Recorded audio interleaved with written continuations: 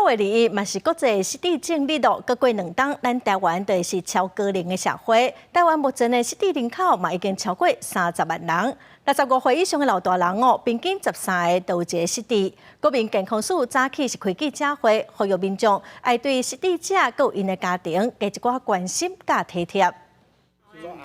85岁英子阿嬷5年前记忆开始退化，定定袂记得物件，佮中途做同款的代志。就连平常时啊真熬的料理，嘛定定甲盐甲糖混唔对，做出歹食的料理。后来家属带去互医生看，才确诊是较轻的失智症。进前加入社区课程，透过做手工作品甲简单的运动，目前病情稳定。孙子全部都觉得很奇怪，说：“阿嬷，你这绿豆汤怪怪的。”然后我们也就这样赶快喝一喝啊，果然是。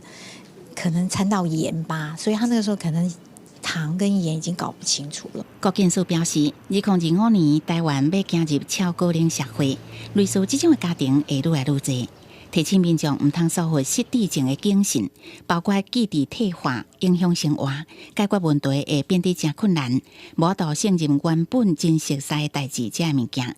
因为目前全台湾失智的人口已经超过30万人，其中65岁以上的长辈，平均每13个都有一个失智。如果能够让我们的这些的长者能够走出家里，到社区里面去。